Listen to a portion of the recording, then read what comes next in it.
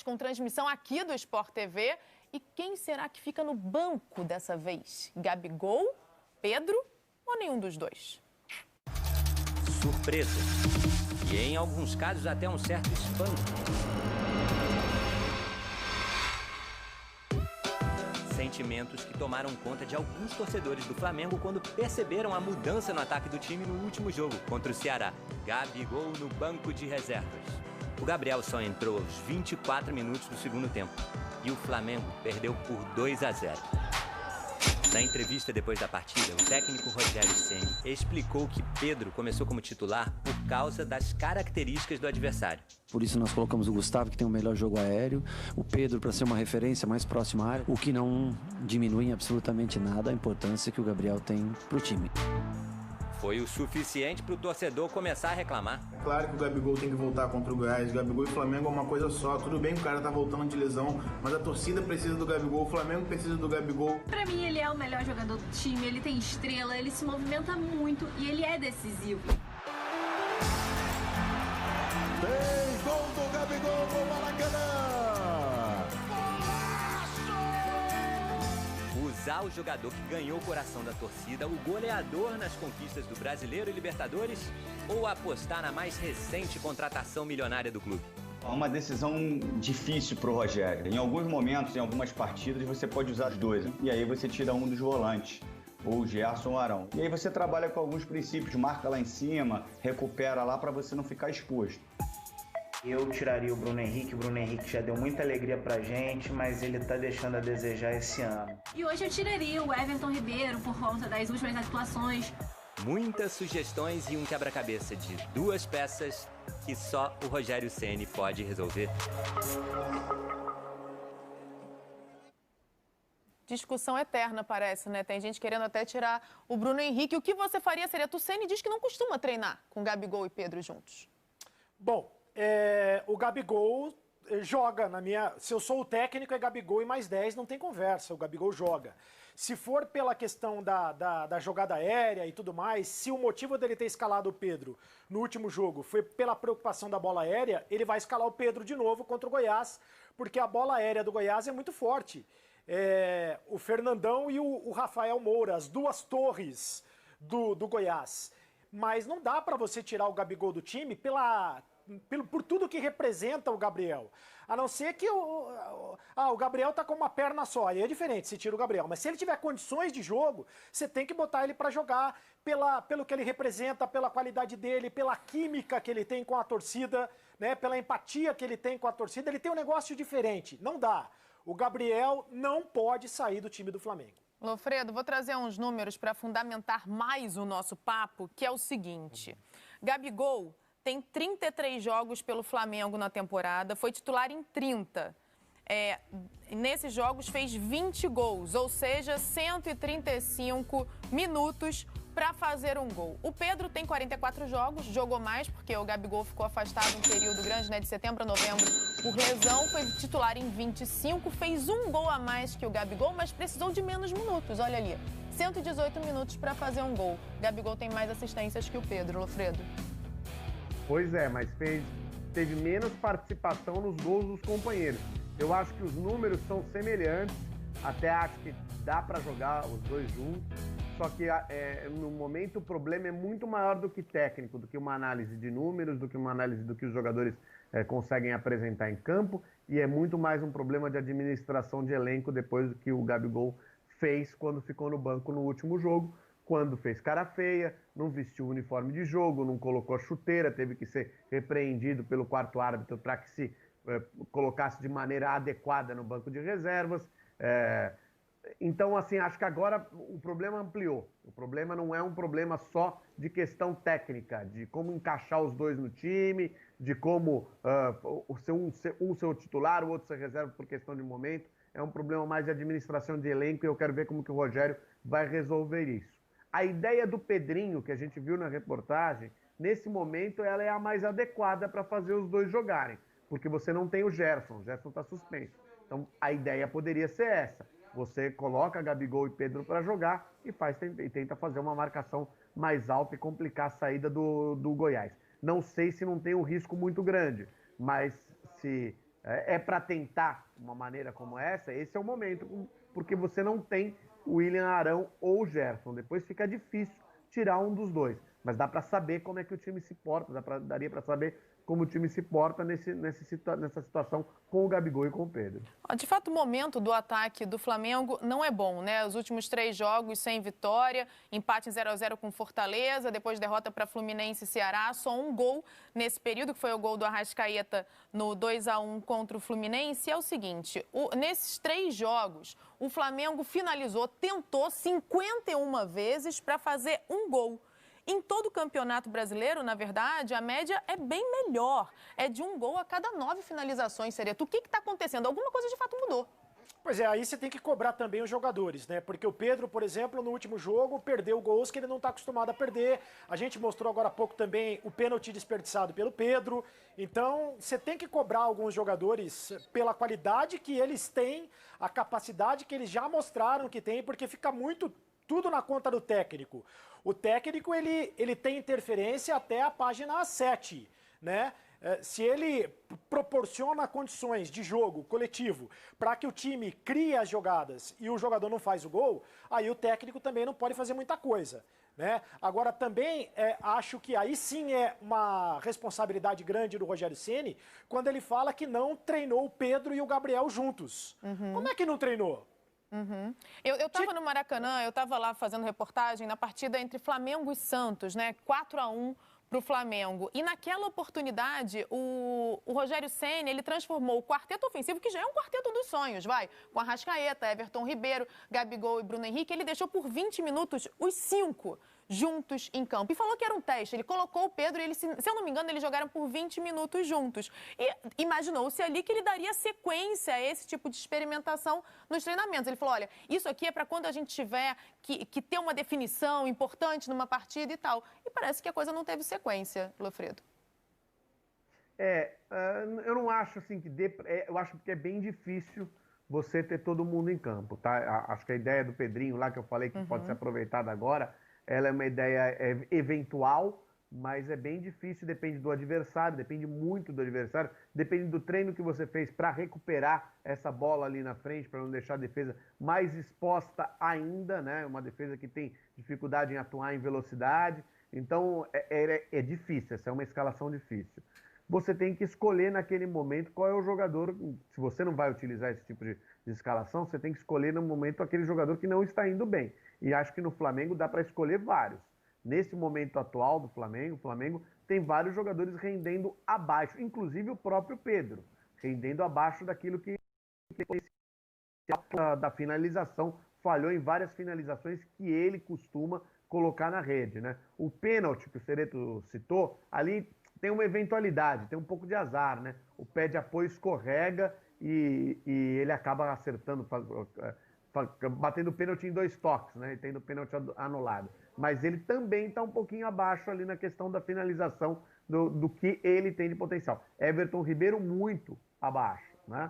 Então tem que analisar para saber o que escalar. Eu acho que normalmente escalar todos esses jogadores ofensivos é muito difícil.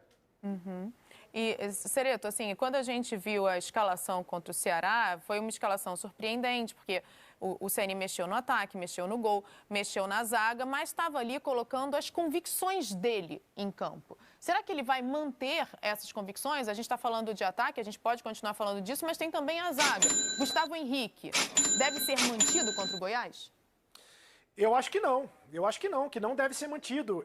O Rogério Ceni tem mostrado pouquíssima paciência com jogadores mais jovens e muita paciência com jogadores mais experientes. Ele fala de novo da questão da bola aérea. Ivo dando entrevista lá no Flamengo, vamos ouvi-lo. Eu respeito quem entrou, então vi que muita gente falou muita besteira, principalmente da camisa, que eu não tava com a camisa do Flamengo, sendo que contra o Fortaleza também tava com outra camisa, entrei, fiz o gol, depois falou que eu não quis dar entrevista, falou que também que eu não treinei, sendo que nem teve treino dos reservas. Eu sei que quando eles falam essas coisas, eles ganham ibopes, E então eu sei que é normal que eles começam a reparar em tudo. Se eu ficasse sorrindo, é porque eu estava feliz de estar no banco. Se eu ficasse triste, era porque eu estava bravo de estar no banco. Então, confesso que eu não gosto muito de falar sobre isso, não respondo eles. Mas já que a pergunta foi feita, tá aí a resposta. Isabelle Costa, canal Paparazzo Rubro Negro. Nos últimos dias surgiram algumas polêmicas sobre panelas dentro do elenco e desavenças entre os jogadores. Diego Ribas, Felipe Luiz, Diego Alves e Rodrigo Caio se manifestaram. Gostaria que você pudesse falar como é o ambiente dentro do vestiário e no dia a dia. Outra coisa que eu acho que nem deveria ser perguntado, não existe isso. Claro que num grupo de 20, 27, 30, não sei, mas aqui no CT tem, sei lá, 50, 60 pessoas trabalhando diariamente, ter afinidade com uma pessoa é normal, mas aqui dentro do clube, que praticamente são os mesmos jogadores que ganharam em 2019, não tinha panela e quando perde tem. É uma loucura muito grande que está sendo criada. Mas creio que, como eu falei, da Ibope ao Flamengo, tem jogadores grandes envolvidos. É normal que falem, mas não existe. Eu acho que do grupo que foi campeão, não tá 2, 3? Eu acho 2. E então não tem por que ter panela. E isso não existe, é realmente muito engraçado. Monique Danello, Esporte Interativo. Essa semana, muita coisa foi falada em relação à falta de comando. Vocês sentem que falta uma figura no dia a dia para colocar ordem na casa? Não, a gente tem sempre aqui pessoas que dão respaldo pra gente, como o Landim, que vem aqui às vezes, como o Marcos Braz, que está aqui sempre, o Spindle, tem o nosso treinador, que está com nós diariamente. Então, não sinto que falta isso, eu sinto que falta os resultados, que aí quando a gente ganha, tudo é maravilhoso. Bruno Cantarelli, TV Bandeirantes. São vários aspectos a serem analisados no momento como vivido pelo Flamengo. Mas, na sua opinião, qual é a principal mudança, a mais urgente que precisa acontecer agora para que o Flamengo brigue até o final pelo título? Vencer. Simples assim. Vamos lá, Raiza Simplício, gol. Na última coletiva, Ceni disse que um dos motivos por você ter começado o jogo contra o Ceará no banco foi ele ter identificado que você e o Bruno estavam jogando muito distantes, mas vocês sempre se notabilizaram por jogarem bem próximos. Isso é algo pedido pelo Rogério, um sistema de jogo? O que foi que mudou? Eu acho que, como a gente também joga muito tempo junto, é óbvio que as defesas também já se ligam mais na nossa movimentação, nas nossas parcerias, então é normal que também a gente seja muito bem marcado. Mas a gente tem treinado muito isso com o Rogério, a gente tem tentado se aproximar mais, mas creio que os números provam que a gente tem dado resultado.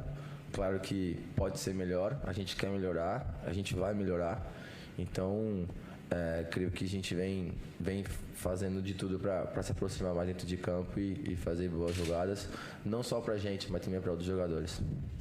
Marcos Coelho, Rádio Tupi. Nos últimos dias, o assunto liderança do elenco foi muito falado no noticiário do Flamengo. Quem você destaca como líder ou líderes no elenco e como eles estão agindo nesse momento complicado? Eu acho que cada um tem a sua liderança. A gente tem o Vili, que fala mais com a gente, não tanto com a imprensa.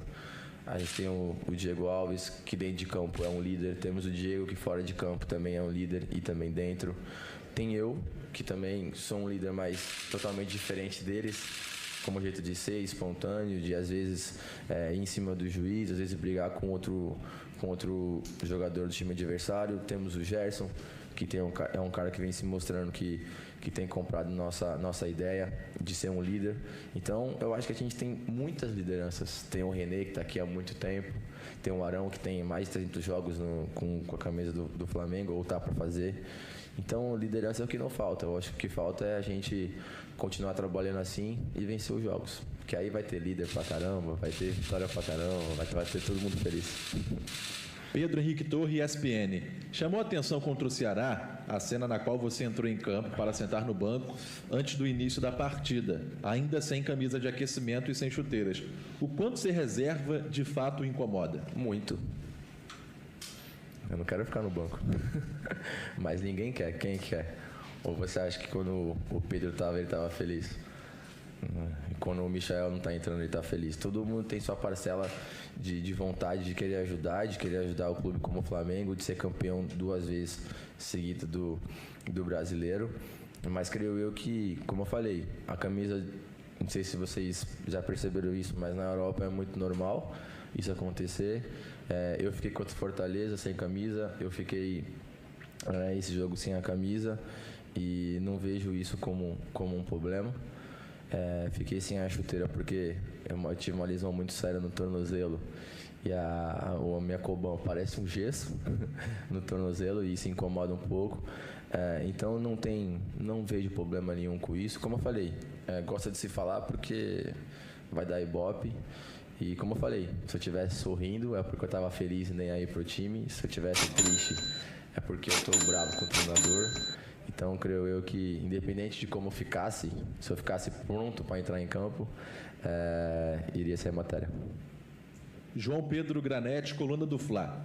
O Flamengo foi uma equipe que se notabilizou pelo poder de reação, mas isso não tem acontecido ultimamente. Contra o Fluminense, vocês saíram na frente, mas o adversário melhorou. O Fla não se reencontrou e sofreu a virada. Contra o Ceará, o time sofreu um gol logo no início e não conseguiu reverter o placar. Para você, qual aspecto pesou mais nesses jogos? O tático ou o psicológico? Eu acho que se a gente for analisar, a gente está falando de um time que venceu uma Libertadores faltando 3 minutos. Estamos falando de um time que, contra o Racing, fez o gol no finalzinho. Então a gente tem esse poder de reação sim, mas creio eu que a gente sim precisa melhorar. A gente precisa talvez matar os jogos antes ou ter mais cuidado taticamente e psicologicamente para não sofrer os gols ou se sofrer, correr atrás para virar a partida.